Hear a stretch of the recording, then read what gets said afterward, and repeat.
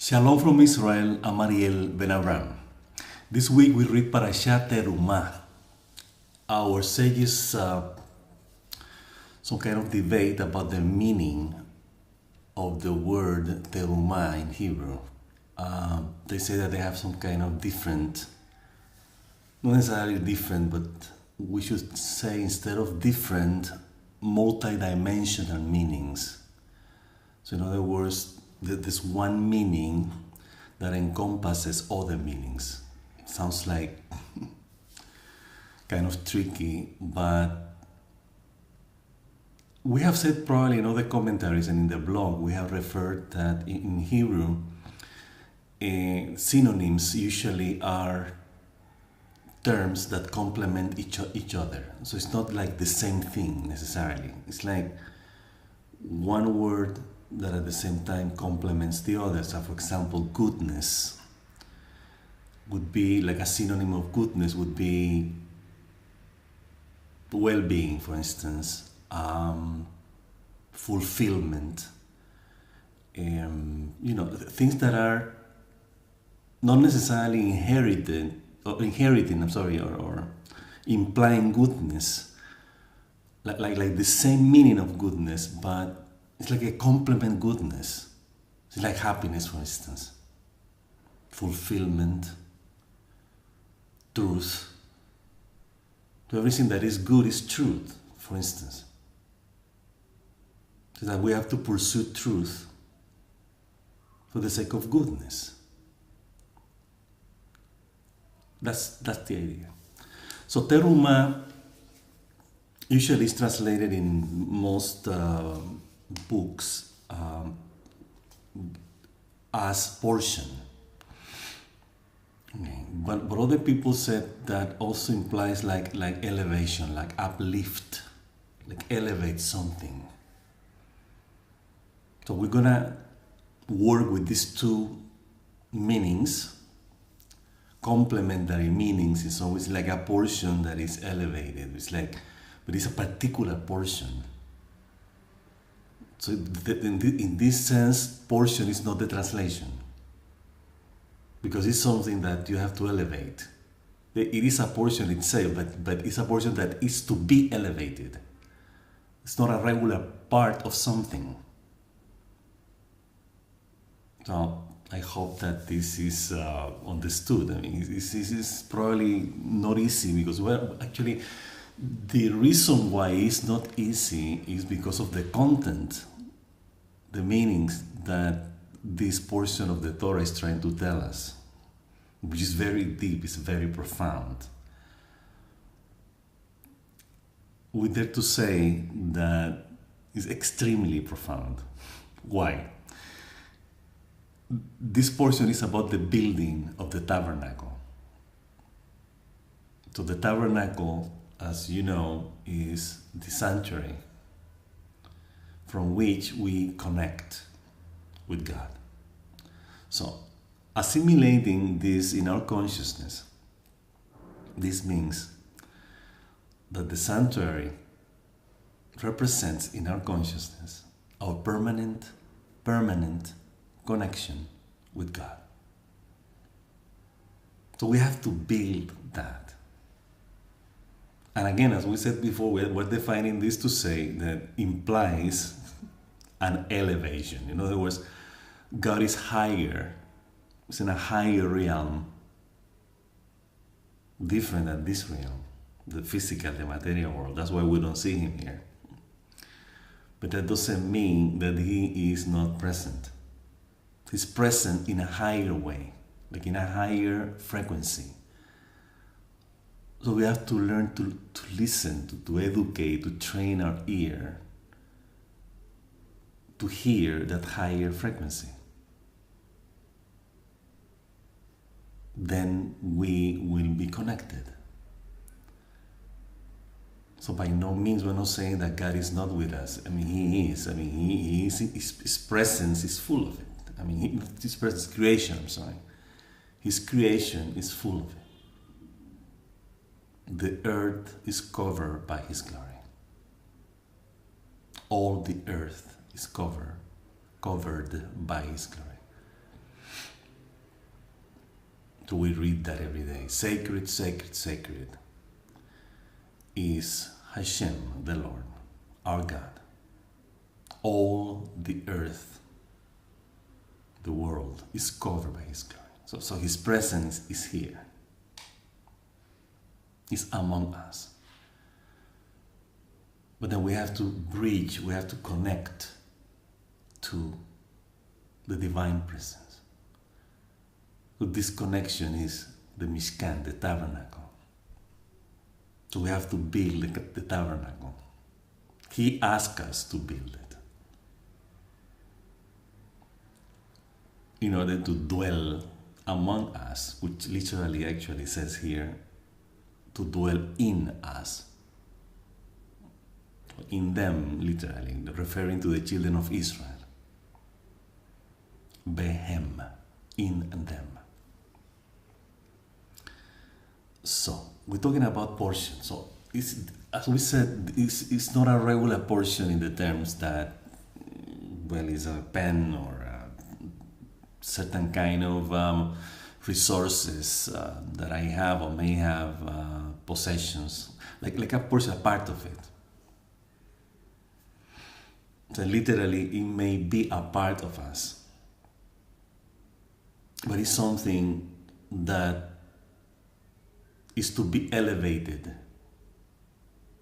in order to connect with God. But it's ours. It's our portion. Now, we're going to read literally what the Torah says in the translation to English. It says, Hashem spoke, the Lord spoke to Moses, saying, speak to the children of Israel, and let them take for me a portion. I'll say it's debate. Again, the semantics of the Torah, the words that the Torah uses. To take for me. So it's like, people are thinking, like, just to give me, basically. That's what is the idea that we have about this. Is that God is asking us to give Him a portion. But He's not saying, give me a portion. It doesn't say that. He said, take for me a portion. Now, let's go a little beyond, a little deeper on this. Does God need anything from us that we have to give Him? Of course not. Everything comes from Him. Everything we have comes from Him. King David, in one of the Psalms, says, by your hand, or from your hand, we give. It's clear. So probably David HaMelech, King David, was studying this portion of the Torah and get to the conclusion, we're giving from you. Because everything comes from you. So it's like, we don't have anything from us to give you, because what we are, what we have, what we are and what we have come from you, God. So it's like not just the humblest statement that we can ever say, but the most absolute, outstanding truth. It's true. King David is telling, hey, don't think about that you have anything. Everything that you have, everything you are, come from God. And from that portion of who you are and what you have, you give. So we give what we are and what we have based on what He has given us. So in this sense, this is the take for me. That's why finally they understood the semantics based on this explanation that we have just given, that we take from what He gave us a portion, a part, for Him. For me, He said. Every man, this is very important because this is like some kind of precondition, so to speak. Every man whose heart, this one here, motivates him, you shall take my portion. So it's talking from, in other words, he's telling Moses, tell them literally this. So that's what saying, whose heart motivate him, you shall take. In this case, you is the children of Israel. In other words, we have been spoken, we have been told by Moses, you, Israel, shall make, him, Israel, the person in Israel, shall take my portion. Now, this is interesting because this is only for Israel. It's not saying call the nations and tell everybody, to bring something for me. No, just the children of Israel. Why? Because we have a covenant with him. And this covenant, this alliance, the frame of this alliance is the Torah. We have said before that the Torah is actually a contract. It's a book of instruction, yes, but it's a contract between Israel and God. It's the marriage contract. It is. So we have to understand everything we study here, everything we explain, everything we learn as something that had to be with our connection with God. Now, this connection is detailed now here. This is what's very important, this portion. All the portion of the Torah are important, all of them. But this one, we always say the same. This one is particularly important because of the building, the construction of the tabernacle, which, as we said before, represents our permanent connection with God. So, what is this portion? Now, it's described later, as items. Now we have to bring. We will read about that later. But what is the story? What is the meaning of this portion that God wants us to give him, to elevate to him? What is this part that we have to take from us to give him, to bring to him? Now, we said before, in a general way, that everything we are and have come from him, yes. That includes our negative tendencies in consciousness and our positive ones. Everything. So we're not making separation here. Everything comes from him. In order for us, obviously, to choose goodness, to choose what is right. For ourselves individually, in direct relationship or relation to our environment and the people around us. In other words, what is good to me has to be good for everybody. It's a win-win situation. It's like nobody is losing anything here. Everybody is winning. So we have to choose, taking into account that approach. So it's like, this decision that I'm making, is it good for everybody around me? Or just for my egos, fantasies, and illusions? There's a clear distinction. We have said before that what we choose to do out of egos, fantasies, and illusion, usually, like a high rate, 90% of the times, is at the expense of others or at the detriment of others. So it's like, usually we take something from people when we want to satisfy egos, fantasies, and illusions. So we have to be careful about that. As we said, egos, fantasies, and illusions are derived from feelings or beliefs of lack. So then It's basically they're basically motivated by envy, coveting, greed, lust, indifference, indolence. So we have to watch out what motivates us to choose, what motivates us to want, to desire, to have and to be. In this context, we understand what is the portion that we are going to elevate, to offer, to give to God. This is the context. Like, what is that God wants from everything, my egos, fantasies, and illusions, darkness, light, good, wrong, positive, whatever, everything that He has given us in order to exist, in order to move around, in order to exercise our judgment, our discernment, and our free will. What is that He's asking us to give Him? Yes, He's asking us the part that is part of this connection, this alliance with Him.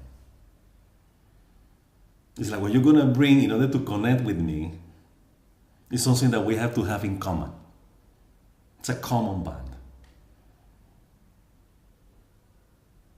So it's like, I have given you everything, good, as we said before, goodness, negative, positive, everything.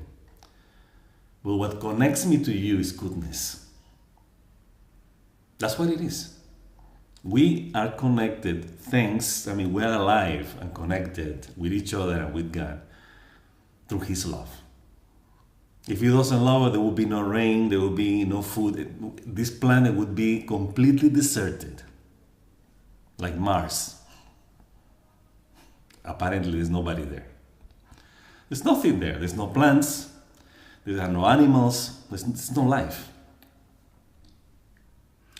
Then we have this on Earth because there's a life source that sustains the planet. And that life source is God's love. This is not God's fear or experiment or no. It's basically His loving kindness. King David has said it many times. We have repeated dozens of times in our blog. Loving kindness is what sustains creation, everything. God's loving kindness. So we come from there. That portion from where we are, from what we come from, that's the portion that He wants us to elevate to Him. We have to build the connection. We have to bring something that you have to direct towards goodness. So He's not necessarily saying, don't bring me crap. Your crap, transform it into something good. And I accept it. As long as it's intended to do goodness. So we will read here the first things that He's asking. In verse 3, chapter 25 of Exodus. This is the portion you shall take from them, the children of Israel. Gold, silver, and copper. In that order. Gold, silver, and copper. So you say, yeah, they're metals. Valuable metals, gold, silver in some way, copper. In a less proportion. It's a less precious metal. So this is interesting. What do they represent?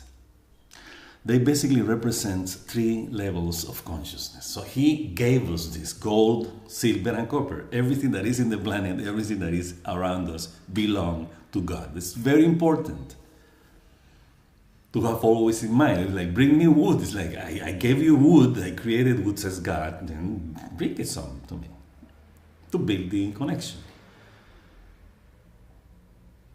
So it's like, gather things that I have given you. Gold, silver, and copper. And all the stuff that we're going to read later. And then build me the connection.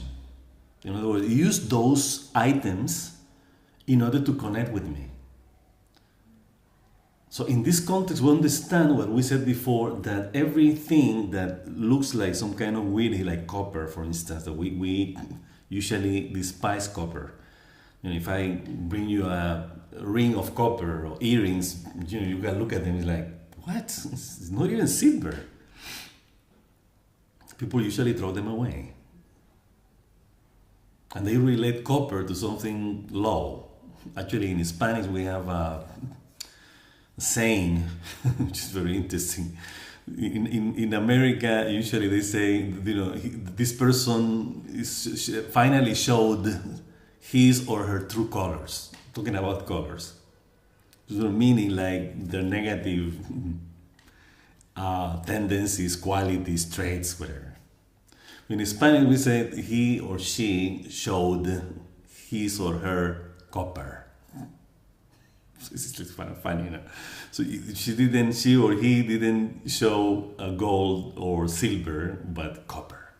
It's like the lowest, traits, qualities. Well, in this context, we understand in our Hebrew oral tradition, trying to get a deeper meaning of what this metal represents in our consciousness.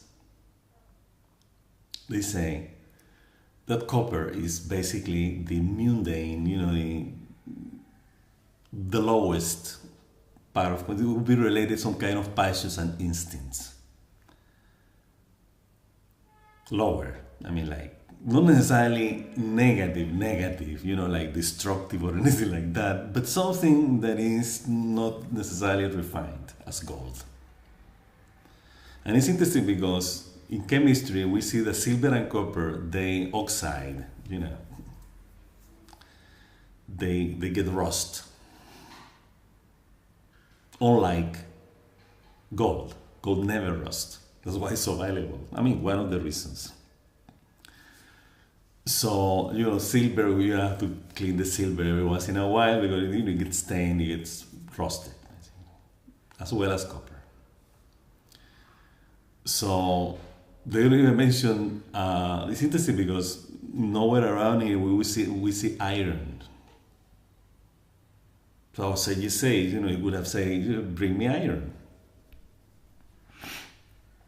The iron usually is related in all the narrative of the Torah and the prophets in the Jewish scriptures. Iron is related to war and violence. So metaphorically it's used many ways, in many instances, as something related to, as we said again, very negative, like killing life, basically. It's like an instrument to destroy life. And it's interesting because most weapons are built out of iron. They're not built with other metal.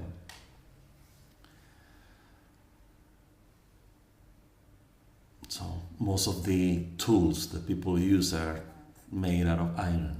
And usually to reshape or cut or whatever, destroy, whatever, with iron. So it's interesting. But this metal is not mentioned here whatsoever. It's only gold, silver, and copper. So the idea is that's what we're saying. Our sages, our mystic sages, are trying to tell us about copper. It's like copper is what really motivates us. It's like this drive. So in this sense, ego would be a very, very related, complementing word for ego. This is something strong, that we can build on, that we can use in order to do whatever we have to do in life. It's a driving force. It's something that has something from which we can build something. It's like if the base, we will talk about that later, of at the end of this portion, the sockets and the pegs of the Mishkan are made out of copper. Silver and copper, but they emphasize copper. It's like it's the base, it's what holds. This is very important. What holds the tent of the Mishkan is made out of copper. It's interesting because God could have said, use gold. So why not? You make pegs of gold, connected to the soil, and tied up the base, to hold the Mishkan, the tabernacle, the tent. Or silver, we say no, copper. The pegs have to be with copper. So you say that means something very. And also the utensils. Every utensil, when they did the sacrifice in the temple, the Kohanim, the priests, the tools that they use, the knives and that kind of thing, made out of copper. To synthesis, they could have been, again, we have to insist on this, they could have been made of gold or silver. Why not? After all, we're elevating something to God. So with what instruments are we going to elevate the offerings to God? See, the immediate invitation is like, gold, the best. That we can sacrifice something for God. Yes, gold represents the best.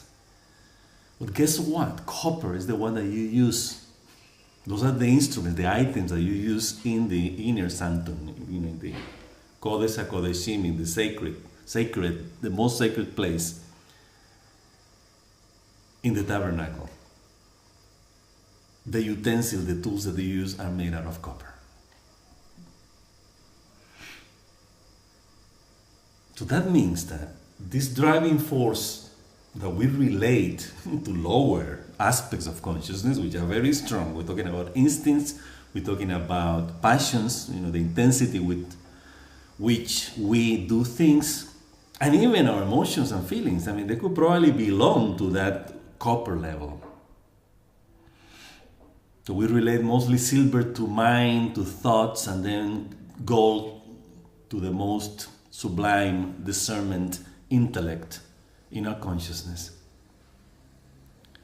So then we have to take all these elements that we have seen, these lower consciousness things, like to make us feel sad or angry or upset or whatever, that really moves us emotionally and physically to do things. Take that essential drive force towards building a connection with God, with goodness in this case, which is the common bond. This is the portion that we're going to elevate. So this is very, very essential to assimilate in our consciousness. So it's like that's the base, really. That's the foundation of our connection with God. This drive force, this impulse, this motivation, that this thing that makes us be and feel in a particular way, that we have to direct towards goodness. So, then silver, our sages related to, it's interesting because they use the term kesef in Hebrew, which means silver. Is the same. We have the same term in Spanish, by the way. Plata is money. So do you have money? Do you have silver? Basically, that's, give me silver. Just give me money.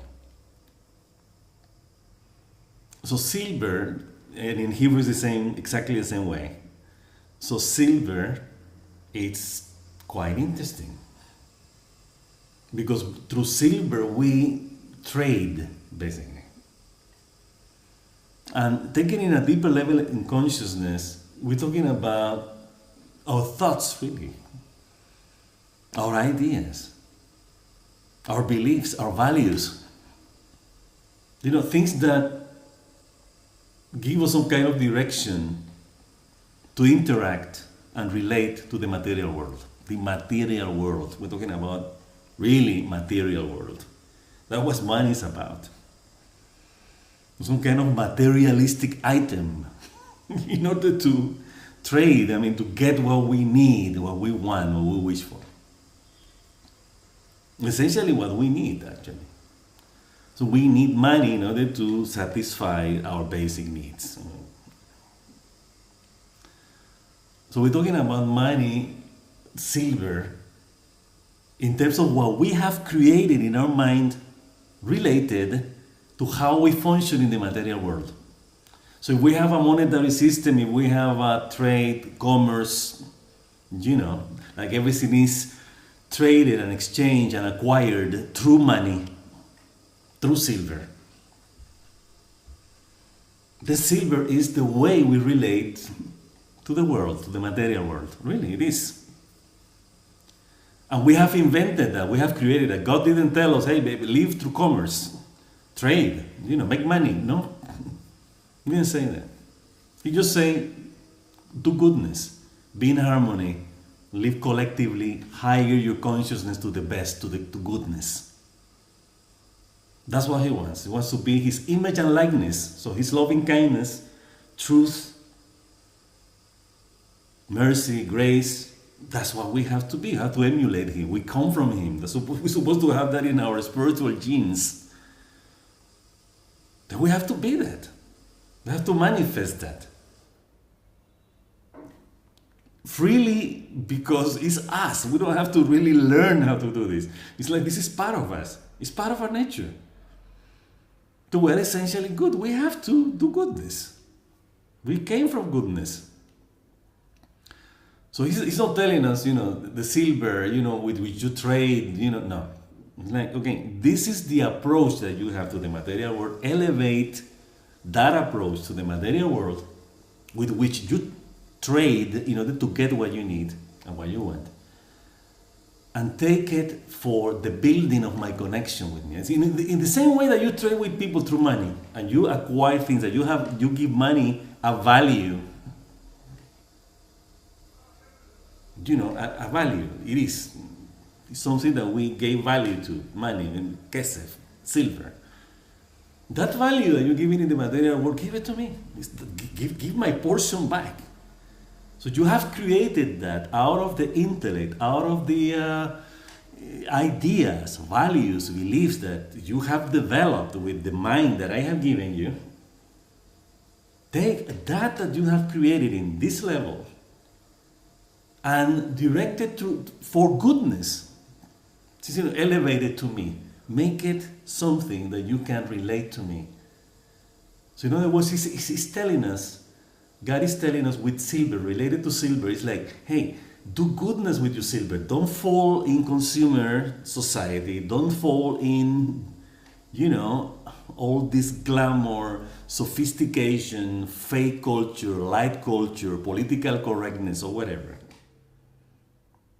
Don't direct your idols, your soul, your spirit, towards those idols, those things that you have created.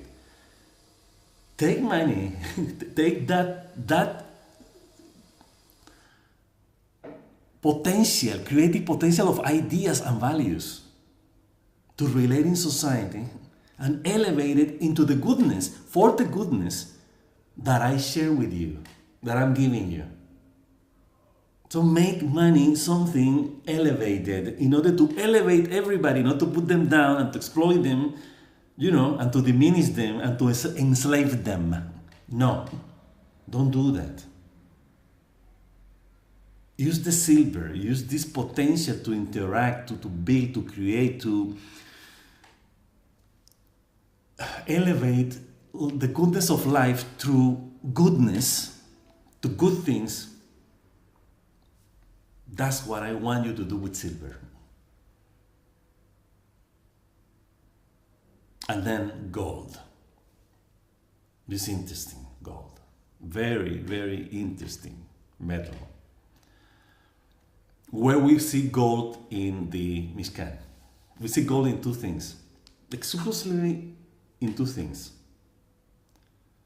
The cover of the Ark of the Alliance, Ark of the Covenant, just the cover where the two cherubims are kind of touching each other, embracing each other. It's the cover. It's like the crown, gold. And the menorah, which we're going to talk about if we have time, we're going to talk about that later, which is part of this portion, the creation of the menorah, the candle light, the lamp, candle lighting, candelabra in the menorah. It's pure gold. Those are the items. The rest, silver and copper. The pegs, the sockets, the other utensils that are mentioned here, they're made out of silver and copper. So then we have to relate gold in this context, in this scenario, which is the Mishkan. Where is gold? In what is gold? In the candelabra to light the Mishkan. This is very interesting. So when we have built our connection with God, this connection with God has to have light, have to be illuminated.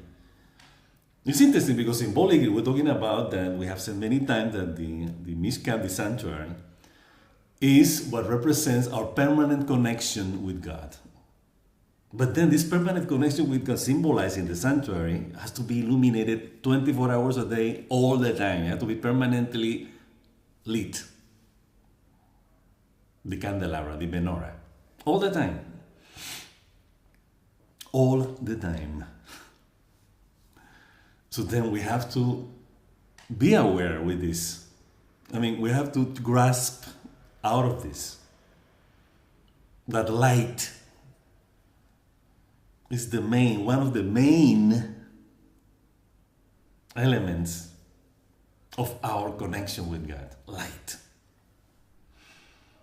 So this is very, very, very profound. And interestingly, this light comes from a candelabra, a lamp holder, a light holder, made out of gold. Now, what is gold then? That have to be the receptacle of light. It's like, in other words, the only way in which light is good to be in the sanctuary, it has to be in a golden menorah, in a golden candelabra.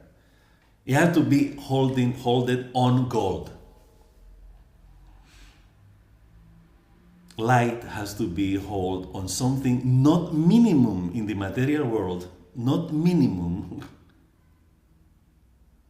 than gold. So then we have gold and light related. There's a real connection. It's like the vessel of light is gold. It is. So we're talking about the menorah in this case. Later we're going to talk about the cover, the cap of the Ark of the Covenant. Let's continue with the menorah because this is very, very, very important. So what is light? So we read it in the first chapter, the first verses of the book of Genesis, the first lines in the Torah. It says, and God created light and the light was good. It was good. So we're talking about goodness here. The light of the Mishkan, the light that is holding the Mishkan is goodness. So the whole purpose of building a connection with God is goodness, for the sake of goodness, as we said before from the beginning. But then we have these symbolic items. They're real. They perform a physical, material function to light the candle. It's a menorah, it's a candelabra, you light it. You need the light inside of the space. The space is covered with curtains And that kind of thing is dark, so you have to light it on. And you know where things are and everything like that. You need light. Permanently, by the way. So then, we understand that light, the holding of light is gold. The vessel. Now, in this case, what would gold? Of course, you probably make up your minds, you get the conclusion immediately. We don't have to tell you this. What gold means. Goodness, hold goodness. So gold is basically related to goodness. Not just goodness, but it's like the best intention of all that we may ever have in our consciousness. That is gold. It's like the best emotion we can experience, we can feel. The highest sublime thoughts, ideas, values, principles, beliefs. The highest that we can ever have, like this utopic, when we see it all beautiful, all harmonically united, singing, dancing, praising our Creator. That everybody is really, really happy eternally. Just like this kind of thoughts, the best in our thinking, the best in our discerning, the best in our creative potential, in our discernment and intellect, the best we can ever create. And this best as the highest expression of good. We have good, better, best.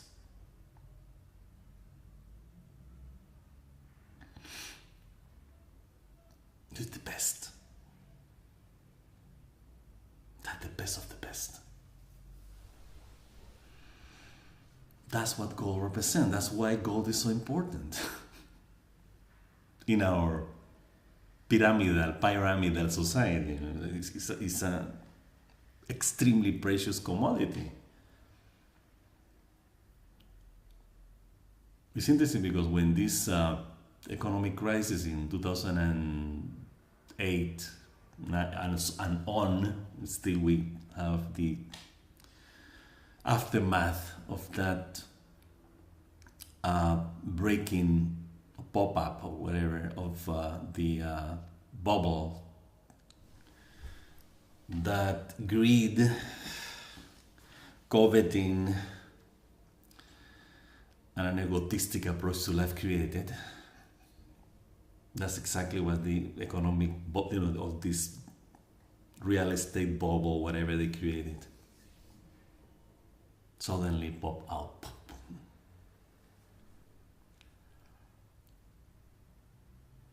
So then we think about, at that moment when it happens, statistically, if you check in the internet, the commodity, people start buying immediately gold. They didn't invest in oil, they didn't invest in gas, they didn't invest in food, all those commodities that actually get daily value. That's why people invest in the stock market, in order to get the money more productive and make more money out of it. What is the stock that is making more profit? People started buying gold. It's interesting. They knew that gold, the price of gold never goes down, apparently. Probably it would get stable, but it doesn't diminish its value. Why? Because ultimately gold is the silver. It's the money from which people pay valuable things. Not far in the first half of 20th century, some countries were trading on gold. I remember Colombia, the country where I was born.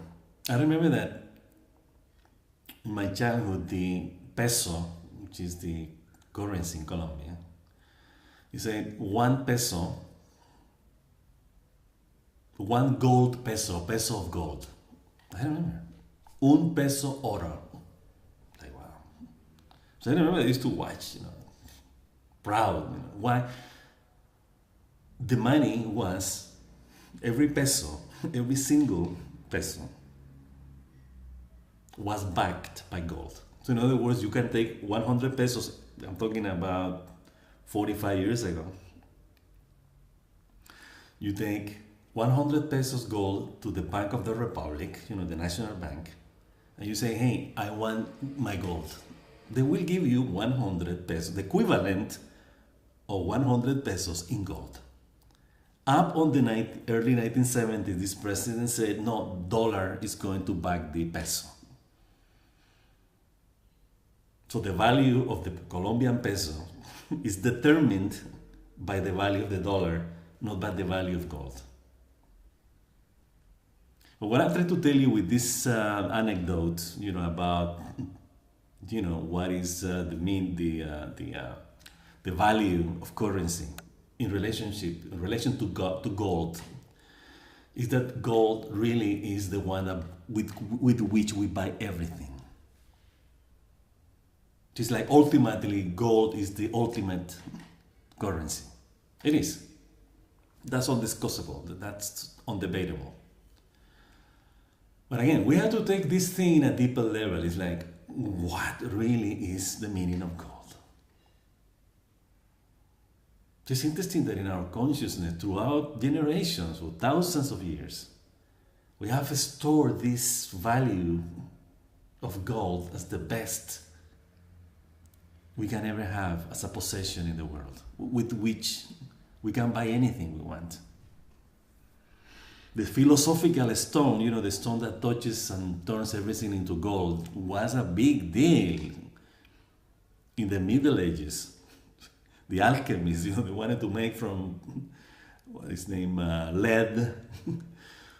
They could turn lead into gold. I mean, some people say that the formula apparently, was found and somebody had it and it was hidden now. It was a big deal. Everybody wants to transform everything into gold. But then let's don't get trapped in these superficial things about transforming lead to gold. Let's try to get it in a deeper level in consciousness. What is that really transformed? That's what is this thing that we can get and acquire in this material world with, what is it? Let's be frank. It's not gold. What God represents in this case is the best in us.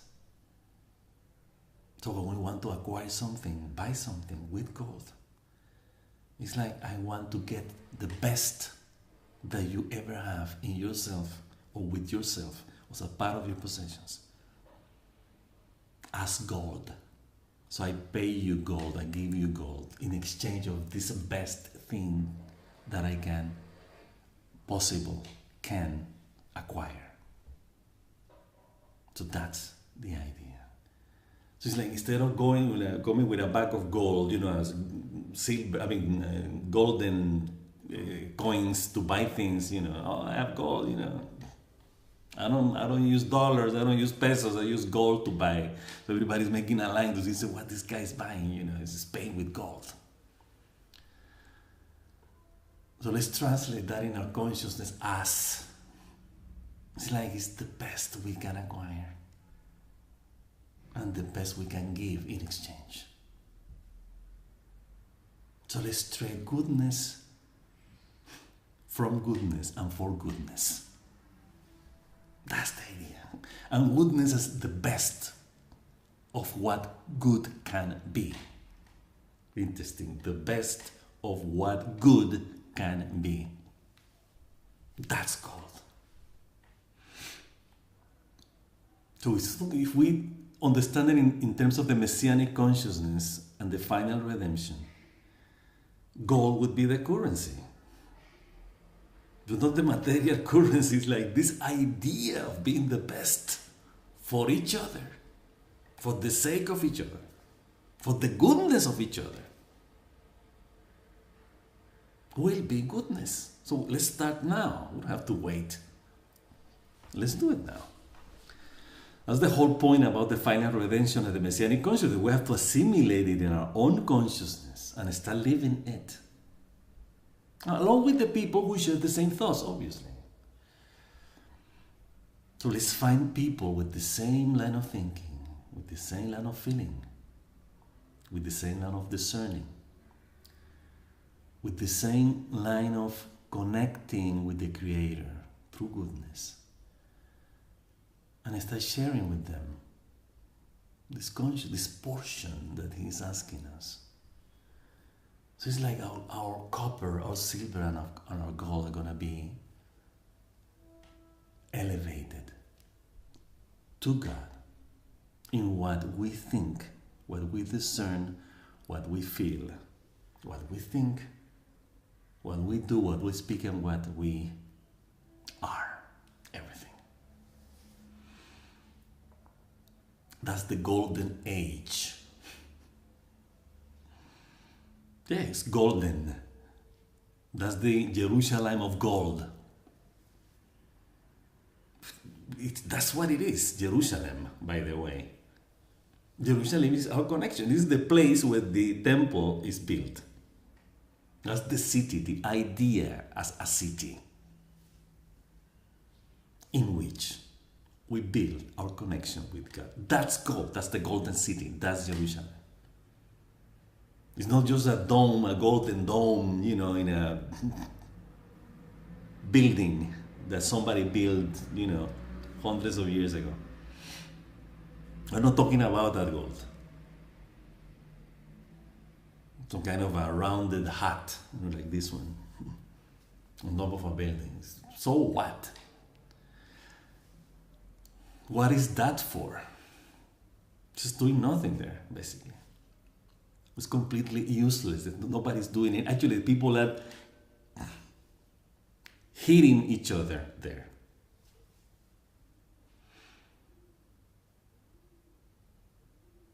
Or people gather there in order to see what is the next suicide bomber that are going to come out of there. It's really...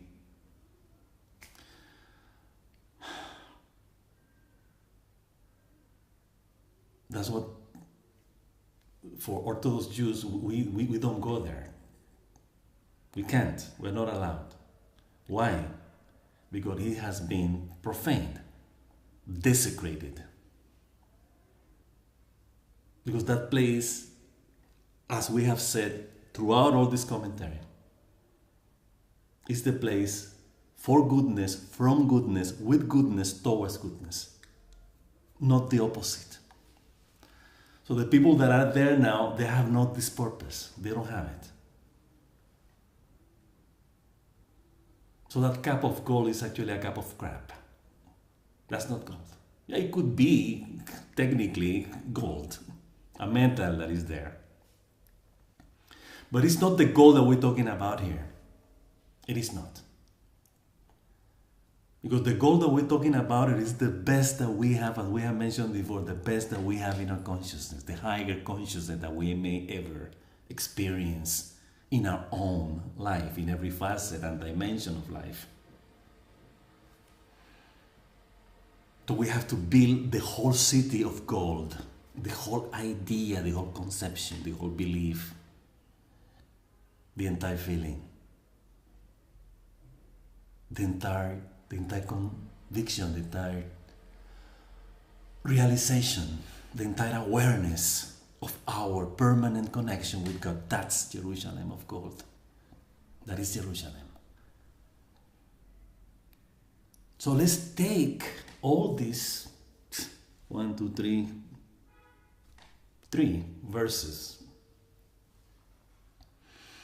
of this Parshat, the first 3, chapter 25, Exodus, Parshat Terumah, portion, upliftment.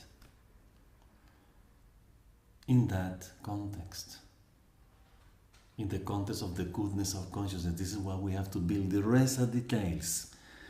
Turquoise, purple, scarlet wool, those are aspects of our consciousness. Turquoise is healing, is our ability to create something healing within us and around us.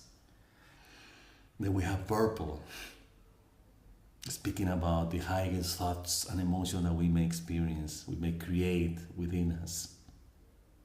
And then we have scarlet wool of red, passion, life. This drive to be alive. Again, they all three represent more dimensions in consciousness, because our consciousness, we have said many times, is multidimensional. And we say multidimensional, we're talking about lots of dimensions. We're not talking about just intellect, discernment, mind, thoughts, emotions, feelings, passions, instincts. We're talking about also about what are the trends in our consciousness. We're talking about qualities, we're talking about skills, we're talking about talents.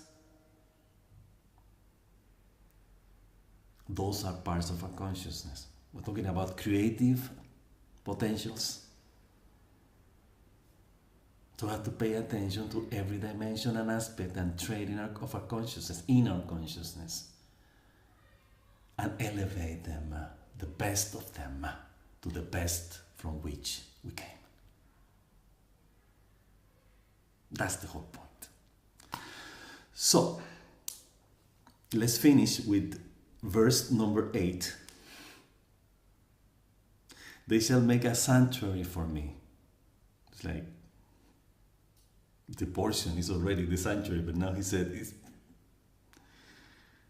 make me a sanctuary for me so I may dwell in them, as we said before. Usually they translate among them. They were afraid to translate it literally. Behem, in them, in the children of Israel. So that I may dwell, says God. So that's the whole point. To build a sanctuary with the goodness we are, so He can be in us. As always, the common denominator, the common link with Him. Our love and His love. As the goodness we're talking about here. The goodness comes from love. And this goodness what we're talking about comes from the ultimate goodness. That is God's love.